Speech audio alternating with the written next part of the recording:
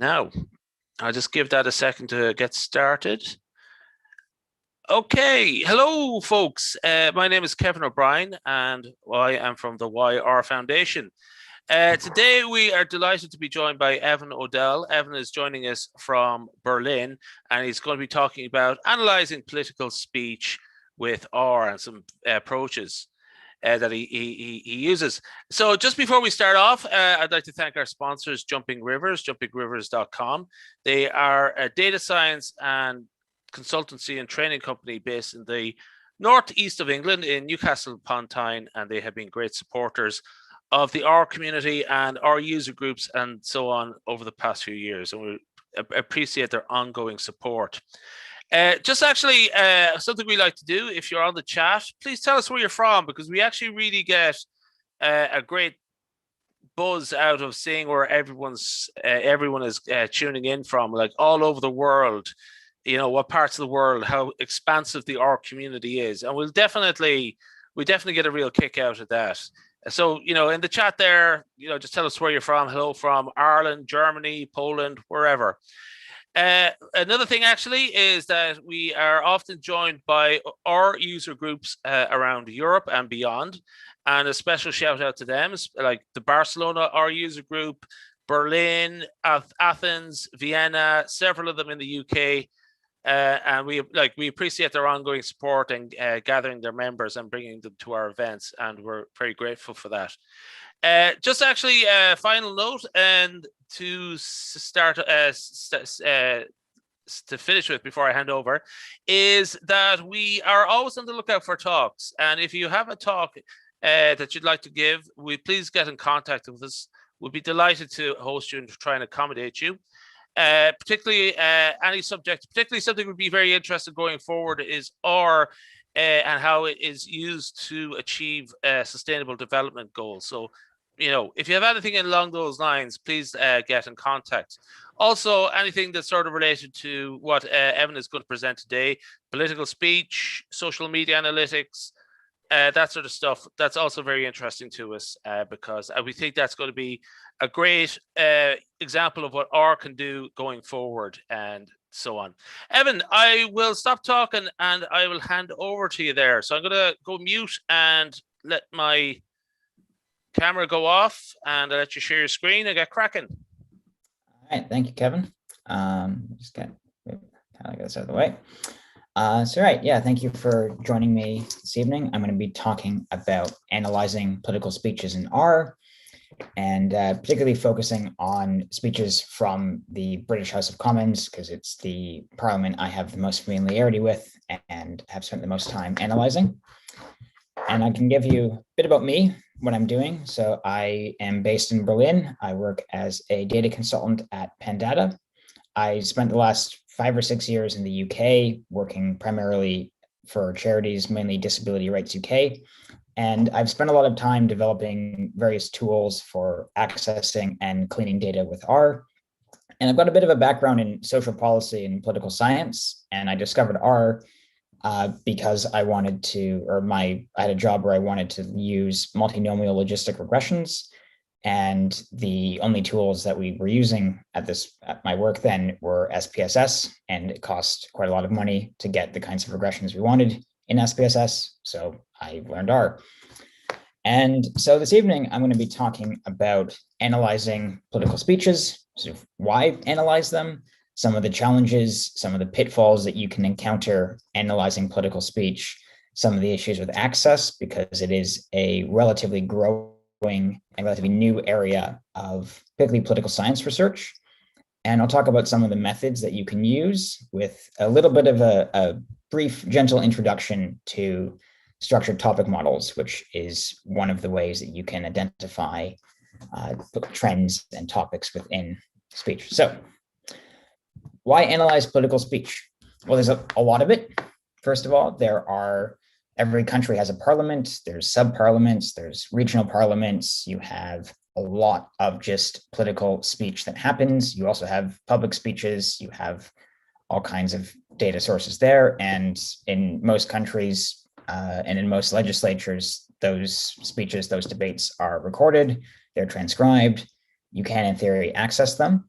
And so some of the things you can use it for are to find insights into the policy process and how laws are created, how policies are developed, how they're discussed. Another thing that is relatively unexplored or underexplored, there are techniques like wordfish, is identifying political ideology amongst speakers and identifying party factions. So political scientists and journalists will often spend a lot of time looking at how members of the parliament, how legislators will vote. But in most parliaments, there's pretty strong party discipline. Everyone in a particular political party votes the same way. And it doesn't really tell you very much because they all have to vote the same way. However, they can say what they want, typically, and it can potentially provide a lot of insights into who is actually makes up a party, what political positions are like, and what you can learn about that. So, some of the challenges. The quality of political speech data is very mixed. So, I first started working with political speech data about 5 years ago. And when I had some time on my hands and I wanted to learn about natural language processing. And I decided that the British Parliament would be a great place to learn that. It's 200 something years of data. It's in English, which I speak. And I thought it'd be really interesting. As it turns out, it's really hard to access. There is the My Society Foundation, who has provided a bunch of XML files scraped off the internet, which I then spent about 6 months getting into a CSV file and having to correct various misidentifications that are present in the old Hansard records, because a lot of most political speech was not designed or not intended to be read by a computer. It was intended to be read by people, intended to use as a recap of what was said, and is often not very user-friendly, particularly for the kind of like bulk data analysis that we can now do. And it's not user-friendly because it's often just presented on web pages. Well, I'm sure they do exist. I've not ever used or been able to find a web API for accessing political speech data. And because of these challenges, it's one of the reasons it's a relatively unexplored area compared to other aspects of political science, at least as far as I'm aware. I hope that I've not just missed a huge bulk of literature that is out there. And as well, much of this data, because it's designed to be read by people, will have other things interspersed in the text that you have to pick out because they're not actually speech. And that could be everything from presenting quotes using italics, which I've seen. For example, the Singapore Parliament will use different font styles to indicate different languages, which is a bit of a mess if you're a computer who does not recognize different font styles. And as well, many parliaments or many parliamentary records will correct or adapt what is said to better represent a particular speaking style. Other parliaments will allow or will do a complete verbatim transcript with all the ums and ahs and pauses and stutters and stammers that exist in natural speech. Some parliaments will allow people to insert text that was never in fact spoken out loud, and then they may not actually clearly indicate that is inserted text. So these are all things to be aware of and all things that require a little bit of sort of background work rather than simply writing a web scraper, or if someone else has already written the web scraper, taking their data and taking a look at it. But there's a lot of tools in R, so I've put up a few here on the screen. Apologies if you're an author of another package I've not mentioned that might be relevant. These are just a few that I have used relatively recently.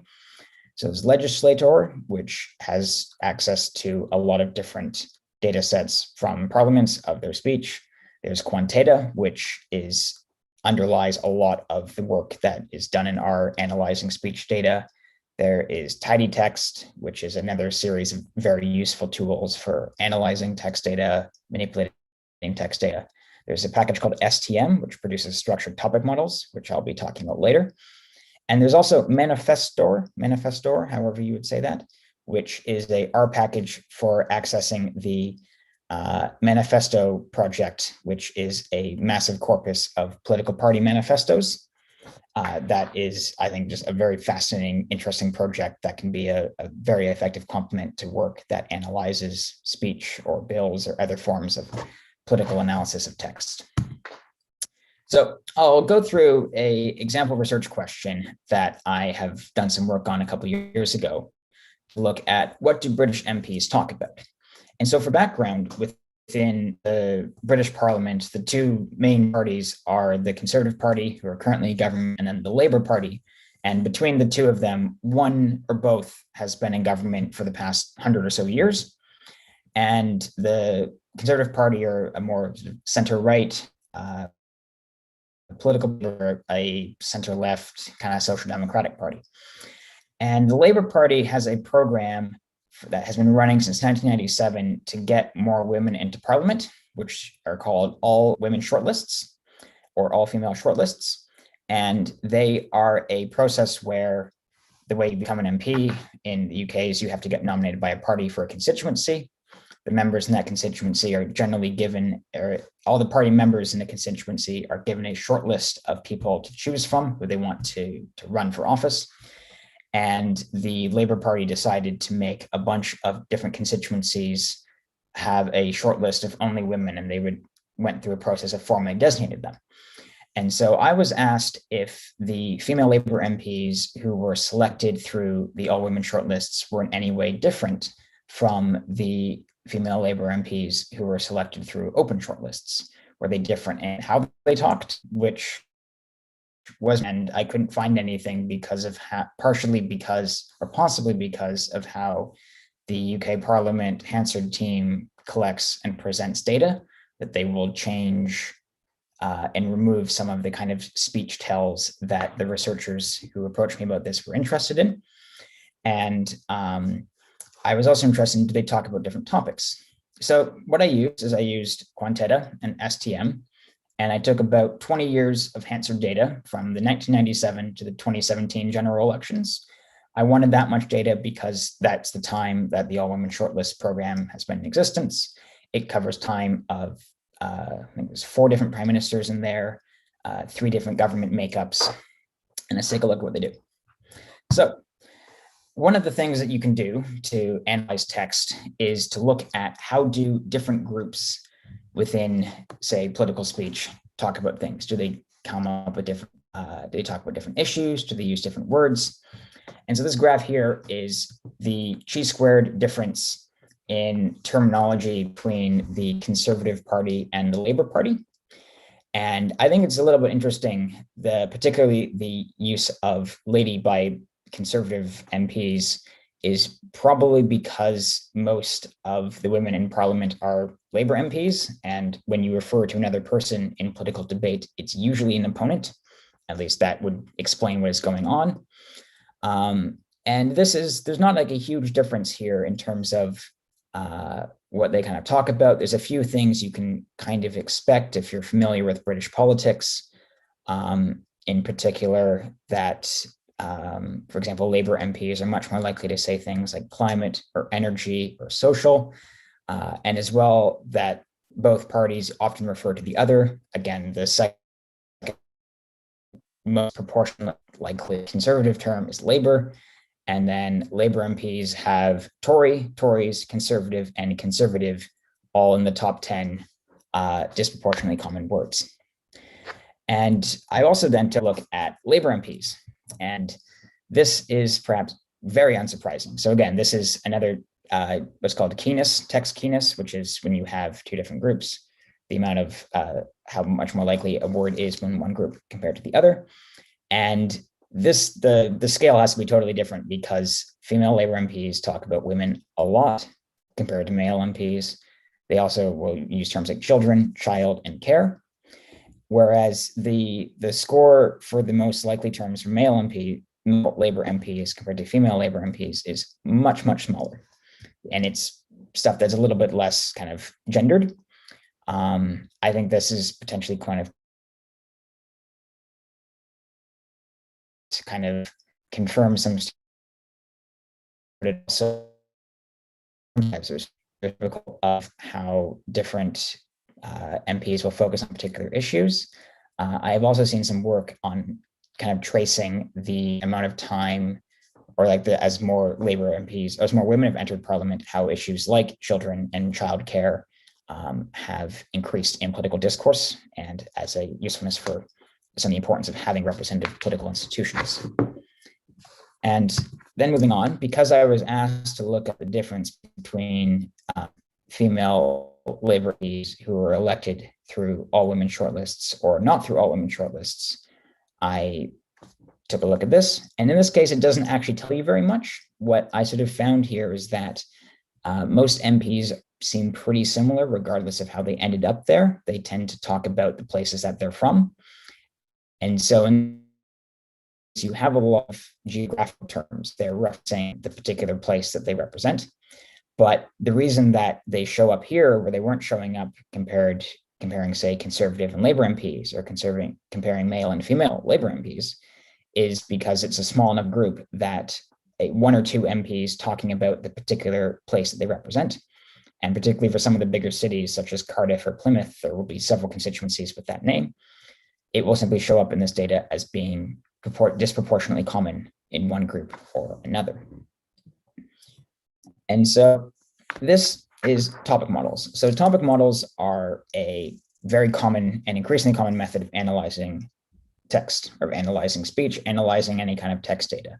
How they work is they use usually what's called a bag of words approach, and will cluster terms together and identify particular topics within a much core texts.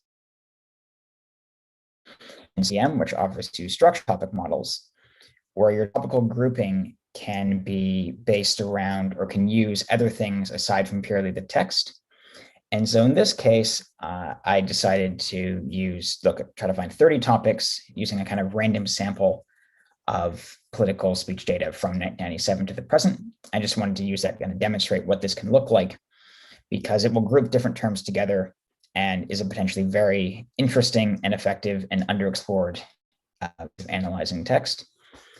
And as you can see, some of these terms are quite kind of random. So for example, where is it? One of the topics, topic 27, for example, is just member, Mr., and members, which is just simply terms that will come up in debates. Same thing with topic 30, which is can, make, and need. But other topics are much more current. For example, European, EU, and Union, health, care, and services will be much more common. Or as you see right at the bottom, weapons, nuclear, and war is very clearly a topic of defense and defense issues. I also, as part of that whole project looking at female labor MPs and what they talk about, I made this very complicated 69-point network graph of different topics that they will prefer to talk about. And I had to have like a 2-page table accompanying this graph to actually label what each of these numbers or each of these topics are. And I throw this up here both because I find it kind of pretty and kind of nice to look at, and also as an example of how really nice data visualizations can look interesting, but not actually tell you very much. And that, in fact, usually a much more like simplistic approach can be far more revealing about what you're looking for. It can tell you a lot more about the kinds of issues that are popping up in the text. And so I guess this has been a relatively short presentation, but in conclusion, there's a lot of political text data out there. There are hundreds of parliaments. They're not really being analyzed. I think it's a growth area. And so if anyone is thinking of pursuing a career in politics or political analysis, or if anyone's thinking of going back to school or doing a PhD or doesn't want to leave school and wants to do a PhD, I would really suggest taking a look at political data. I would also really say that you do not need complex methods to find insights, and then you should have fun.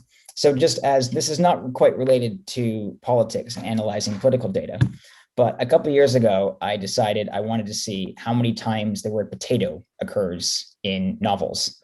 So I downloaded every book on Project Gutenberg and made a graph. And there are a surprising number of books that mention potatoes. There's several thousand, and that most books that mention potatoes only do so once, but you can graph out the empirical distribution, the empirical cumulative distribution function of potatoes in fiction in all books that mention potatoes at least once. I also found, for example, that science fiction as a genre is the least likely to mention potatoes. and that the two most common genres to mention potatoes, according to the Library of Congress classification of genres, are Ireland and Australia, which I did not know were separate genres of literature. But there you go. Anyways, thank you very much for listening. I've got some contact info there if anyone has any questions who's not able to ask them this live, because if you're like me, I typically watch these on webinars. So yeah, thank you very much for listening. Great stuff. Now, again, this is a short presentation, but we will have quite a lot of questions, particularly from myself. Just actually, first off, Evan, let's just actually start at the start. What's your own background in this line of work? You are a political scientist from your early career. Is that correct? Well, I studied political science as an undergrad at university in Canada, and then moved to the UK to do a master's degree in social policy. So I've also had very little kind of formal training in data analysis. It's something I took a statistics course for my master's degree, which I scraped through. But I've mostly learned this kind of on my own by spending a lot of time reading documentation and watching a lot of YouTube videos, and just trying to find stuff that I'm interested in pursuing, and hence, counting instance of the word potato in every single English language public domain novel in Project Gutenberg. I got curious. I wanted to find out. Oh, sorry. Just actually, just before, I got there's quite a few questions. There's sort of more discussion element to this talk, but actually, I'll just ask some questions from the chat. What does the more AWS color scale mean in the network graph? So that is basically that particular topic, if it's more likely to be mentioned by female Labour MPs who are selected through all women short lists or not through all women short lists. So I can get that graph up, in fact, again, actually, if you guys want, because I think it's useful to have. So yeah, that's the kind of color scale. So I think it's topic 21 that is disproportionately the most likely to be mentioned by female MPs selected through all women shortlists. And then topic 28, which is so dark, it kind of blurs out the 28, is the least likely. And again, the issue with these kinds of graphs is I cannot remember off the top of my head what topics 21 and 28 are, which does kind of throw a wrench into things. But yeah.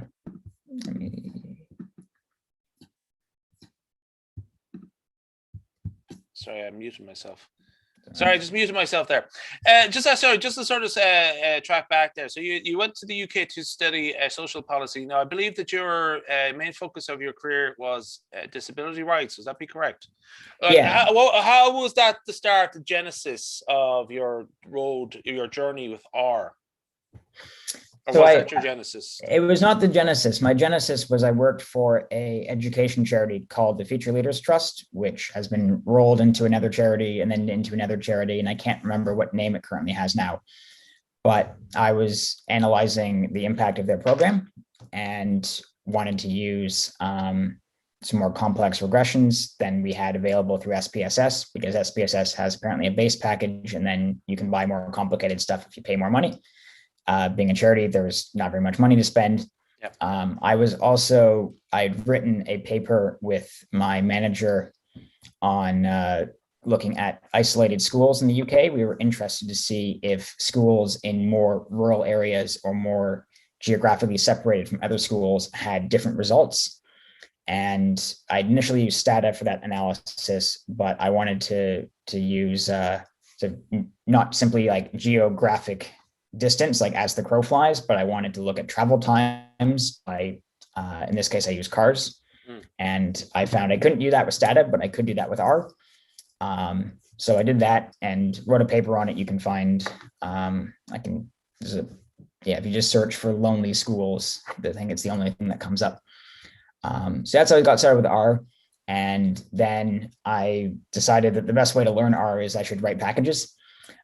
Which we'll come back to that shortly, actually. Yeah, because I'm going to ask you quite a few questions on that. Sure. Yeah, but yeah, just so the first sort of port of call was the UK Parliament speeches and so on. Just actually for clarity, Hansard is a technical term in UK parliamentary world. What's that mean? I'm not sure the etymology of it. It might be someone's name, but it's the record of political debate. And it has been going since, I think, 1801. They have been taking records. And so in most Commonwealth countries, they also use the term Hansard to refer to their record of political debate or their transcription of political debate. And so there are a bunch of parliamentary reporters who write down this stuff every day. It's still manually transcribed because I guess that's the way they've been doing it for a couple hundred years. And as anyone who's tried to use speech to text data know, or speech to text, it is not always that accurate. And so because it's very old, it varies quite a lot in terms of its quality. So in the early years of Hansard, the reporters would sit in Parliament for 2 hours and listen attentively and then run out of Parliament and write down everything that they could remember over the previous 2 hours. Now, because we have live feeds and live audio, it's much more accurate, but you can still see over time, like when new technology gets introduced. So for example, when spell checking gets introduced, you can see the spelling become much more consistent. You can see that they have the resources to look up people's names, because particularly prior to 1997, it was still a quite crude system. So you will find sometimes the same person referred to several times with different spellings. And at various attempts to spell check it, went through and found like the same person referenced 3 or 4 times, all with a different spelling of their name. Okay, good stuff. Sorry, just actually, there's a question on the chat there from Chris Woods. I've been doing some work to analyze the Hansard data over the past 100 years based on the XML files from They Work For You. I believe that's a website or something like that. Some of the speeches on Hansard are missing. Have you found that? Yes. So there's, depending on when that was, according to a friend of mine who is a former parliamentary reporter, it's because they got lost when they scanned them. So they sent a bunch of copies that had been printed to India to have them OCR'd, and they just went missing. I think they got lost in transit at some point, and there's lots of OCR errors as well, but the record, particularly prior to 1970s, there's just gaps. There's also issues with, I don't know how frequently My Society rescrape the website. I think some of the older text files are probably 10, 15 years old at this point. And I know that they do sometimes go back and make improvements to old records. So it's probably worth rerunning the scripts at some point. Which is another thing I've been meaning to do, but yeah. He just Chris Woods just adds, but they are on the Hansard website. So yeah. They're on the Hansard website, then it's an issue with My Society. Then I would suspect that's I hope, usually they're probably pretty old. But yeah, this is another kind of issue too with a lot of this political data, that there's no sort of official thing to back it up. And this is the case for the UK Parliament. It's the case for many parliaments, that there's not, the people are getting this data off of the websites into more usable formats, into XML files, into CSV files, are doing so in an unofficial capacity and often with quite limited resources. So if anyone is listening who is, works for government somewhere and wants to try to improve digital access, please push for a web API, push for official data releases of this. Just a sort of question, actually, to sort of tie in with that. James Northmore asks, have you considered analyzing press releases in addition to speeches? So I've personally not looked at press releases. I'm not sure if anyone is. There is a PhD student at the University of, I think, Strathclyde, named Daniel Brady, who has been analyzing kind of political speech and text outputs, particularly outside of Parliament. He's done some work looking at MPs' Twitter feeds. He may also be looking at press releases. So it could be worth trying to find him. He's quite active on Twitter. Okay. And I think that's another kind of area that is potentially quite interesting, particularly because they tend to come from they often are much more partisan. They're much more kind of comms controlled. One of the nice things about speeches is that they can be a little bit more impromptu. And this is the other reason to take a look at social media outputs, particularly for MPs who like run their own social media account. A lot of politicians all over the world are kind of Twitter addicted, and that's a potentially very useful resource for anyone who wants to look at what they say and what they think.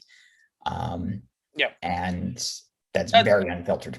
That's a very just a sort of a topic that I'm personally interested in. Just to sort of remark to everyone that YR Foundation had presented a talk by Suim Parak and in the later part of 2020. It's online there somewhere. It's about how to analyze. It's Twitter analytics basically, and I think it's a lot of great application areas in this field. That's a question actually I'll return to. Just actually as a quick remark, actually, it would be fair to say that Hansard actually keep one single corpus of text that is specifically speech presented in Parliament, and they curated as a single corpus of text and have it there for the record. Literally, they are the record. That's fair to say. Sorry, just to swing back to your own career then. Social policy in the UK? Do you mind just describing your career in the UK there for a while? I just mentioned disability rights, but I don't know if it's relevant to the conversation. Yeah, so I spent most of my career at Disability Rights UK. I was there for about 4 years. I want to say a little over 4 years. Yeah. And used that to kind of do a lot of different things. I had my job there was as basically a researcher, and had quite a lot of leeway to work on different projects. And so I could use some of that time to develop R packages to analyze all kinds of different data sources. I've made a lot of graphs on employment data. That was like a frequent responsibility of mine, because someone would be giving a talk and wanted a graph on employment rates. So they wanted a graph on employment rates for disabled people in a particular sector, a particular place, particular age groups. Yeah. And I could do that with the labor force survey. And it's a big issue, I think, within a lot of, certainly in the UK, the charity sector and civil society generally doesn't have a lot of people who can analyze data or can do statistics, particularly in something like R. It's just not a very common skill. And I think that is very much, it's starting to change, but it is something of a problem. Yeah. I think it really does limit the effectiveness of what a lot of particularly campaigning and civil society groups can do, because economists run most governments, and economists like to see numbers and they like to see graphs, and civil society likes stories. That's just actually sort of, we might as well sort of like go direct ourselves to your portfolio of R packages. Just actually, if you have the website there, you could bring it up there. We could just sort of have a quick look at a few of them. Yeah, I can take a look and see if I've got, let me see. I can. docs.evanodell.com. Yeah. Put it up on screen. So yeah, they're mostly for accessing and processing parliamentary data. So the top one there is called Hansard. It's slightly ironically named because there is no API available for the actual Hansard, but this does give you access to things like vote records, to early day motions, which are sort of kind of petitions amongst MPs, and being quite useful. I've got another one for accessing the Guardian newspaper's API is free to access full text articles going back 20 years. So I've not really done much with it, but it's available, and it's potentially really quite useful. Also, I got that's potentially of interest to people. Got something called Parley Tools, which you can use to make graphs and maps for political parliament data or political data in the UK. Nomasar, if any British listeners or British viewers who have used Nomis, which is kind of a main way to access census data in the UK, I've got an R package for it. They're mostly for processing data, accessing data. They're kind of the thing that one of the things that makes very useful about R is a lot of people me included, will try to find various web APIs, write packages to access them, and make your life a lot easier if you are wanting to work with data in a programmatic way. Yeah, the UK police one would be quite of interest to a lot of people, I would imagine, right now. Sorry, I'm not going to go down that road now, but it's a sort of, this is actually sort of a very interesting sort of like direction, because this is sort of an almost unheralded, or like you totally went in a totally different direction to R to a lot of people. A lot of people usually go and sort of learn data science and deploy a random forest. You actually went in a very, very, very different, unique direction in R. That's a sort of like why I'm sort of delighted to have you. Do you just want to comment on that just to start off with? Yeah, so I think it's data science is very popular, and I don't want to knock data science too much, but I think most of what I've done in R is try to be closer to data engineering or data processing, because if you're going into like random forest analysis, or you want to do something with neural nets, you kind of have to deal with the problem of garbage in, garbage out. And I figured everyone else is kind of doing this kind of stuff, whereas I enjoy sort of the process of solving particular thorny problems. Like the package I wrote to access Nomis is because Nomis has amazing data, and they have an infuriating web UI where you have to like manually select different things over like 7 steps to download data. And that I just found very irritating. And so instead of spending like 10 seconds every time I wanted to access Nomis, I spend like 5 days writing an R package, which is a waste of time. So yeah, I think that's something that is really important. It's not like the sexiest work you can do, but it is sort of vital. I think so, yeah. I think it's time it's coming. Its time is coming. I've certainly seen that if anyone has been looking for a job in data recently, there's a lot more adverts for data engineers and data architecture than I remember seeing a couple of years ago. And certainly most of my colleagues are doing more work that is more like data engineering, data architecture, and that's what I've been doing increasingly as well. Because it is sort of, it does not matter how great your models are. It does not matter how powerful the math is if the actual underlying data is of low quality, or is hard to access, or is simply inaccurate. And there is a lot of very inaccurate data out there. So actually the next question is really about the role of R in social policy. I mean, you're probably like a real trailblazer in that respect, because I don't know anyone else who's doing that sort of work. So like, has it sort of taken off? Are there people following in your footsteps in, let's say, UK or Europe, using this sort of work, developing packages in it, or doing research in it? Or do you know? I don't know any names off the top of my head, but I'm usually quite terrible at remembering names. I know that there are more people interested in it. I mean, it's certainly become a lot more popular at universities. So when I was at university in 2014, 2015, I was learning on Stata. I don't know if that's the case now, but I think a lot of people are moving to R simply because it is both free, and also the RStudio IDE is incredibly good. And it's I think it's something that probably should have more people going in that direction. Certainly amongst academics, so amongst like social policy academics, I think R is sort of the most common tool, which is increasingly the case across most social science work that's quantitative is being done with R, because it's both, what their colleagues in the statistics department are going to be using. And it's, I guess, it's what is fashionable now. It is what is popular now. And it's pretty easy to use, particularly if you're coming at it from a background in like more kind of classic social science tools like SPSS. You will have a comfort and familiarity with something like R.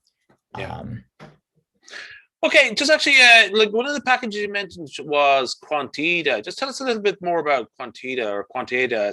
Just give us a quick elevator pitch about what that is, because I've seen talks that sort of go into this sort of material, and this is one of the R packages that constantly gets sort of mentioned or name checked.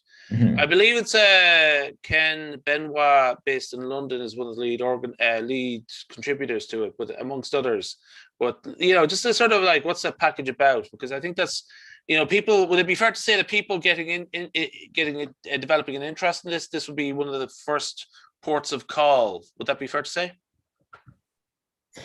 Yep, definitely. So it is a package of series of tools. They've now split up some of them into separate parts. So there's Quantata and there's and Quantata statistics. Um, so it provides all kinds of tools to do kind of basic text data. So that is everything from creating a corpus object, tokenizing text, which is splitting it up into individual words, individual tokens, processing characters, and creating things like document frequency matrices, which are means of measuring how frequently different terms, different words, different phrases occur within texts and being able to compare them. So it's another kind of utility tool for doing a lot of the work that is involved in and producing visuals and producing tables and producing statistics out of text. It is like a very utterly fantastic piece of work. So it's split into a bunch of different kinds of packages. It's kind of developing its own little universe of packages. But yeah, the documentation is very, very good. And it has been sort of it's been a lifesaver for me, and I think it's where the future of a lot of text analysis in R is going to go. Okay, just a sort of quick remark to everyone. That is Quantita.io, quantitative analysis of textual data. So that's definitely something to look upon and sort of check out. Just next question really is actually sort of a growing topic. Following on from Quantata and tidy text is a growing sort of topic. Maybe sort of looking at disinformation and hateful political speech online. I just wonder, what sort of work has been done there. I know it's not the work, it's not what you sort of worked on here, but it's sort of, it can't be that far away, surely, from in terms of technology. I think it's similar technology.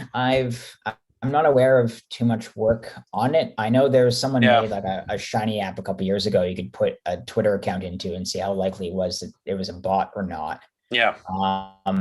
I'm always a little bit wary of trying to engage in kind of strict classifications of stuff, particularly using computers, because both computers are biased and they will reflect other people's biases.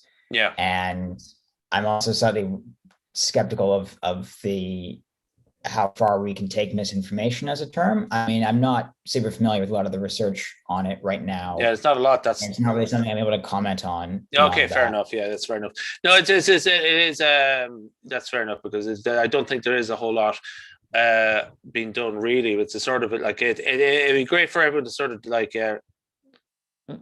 reconsider what R can do. And other technologies such as Python and so on can do in that domain in the future, and probably sort of consolidate to get rally around and sort of see what can be done. But that's just sort of personal opinion of mine. That's not just actually sort of where you sort of would sort of like to go with this work in the future. Is it still part of your career, so to speak, or your research? Or I mean, it's less, ours kind of used less in my day job now. So that's also another kind of interesting thing about moving countries and seeing what kind of tools are more popular in different places. So in the UK, at least, R is very, very popular, and you find a lot of jobs for it. Whereas in Berlin, Python seems by far the kind of dominant tool for data analysis. Not to say there's not people who don't use R, but it does seem to be slightly less popular in Germany for whatever reason, at least from my impression. So I'm kind of curious to see how much I will kind of keep using it and how much other tools.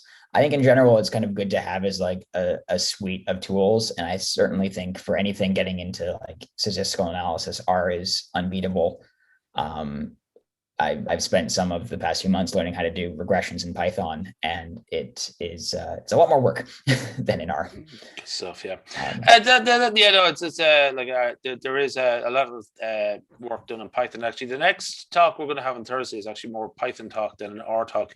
It pertains to social and media analytics around COVID. So it's just like it's a sort of general theme about text analytics and so on, going through some of the talks we have presented here. So I think actually that is all of our questions. So I think we'll leave it there. So it's just in 45 minutes. So that is like the we'll leave it there. That's great. Thanks very much, folks. Just again, thank you our sponsor, Jumping Rivers.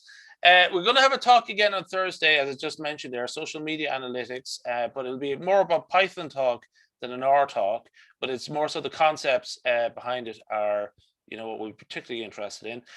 Next week, we're going to be taking a break, a little Easter break, just to take a bit of time out so we can regroup.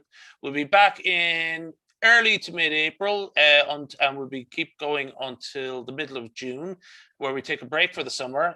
What's going to happen in June or in early July is that the Use R conference will be taking place in July, so we'll sort of finish up in time for that. There's also the Rencontre R conference in France as well. So thanks, Evan, and thank you to Jumping Rivers, and thanks to everyone joining us today. And I think we'll leave it there. So I'm going to stop the stream now. So goodbye, folks. See you Thursday. Now, end. So good stuff. Thank you.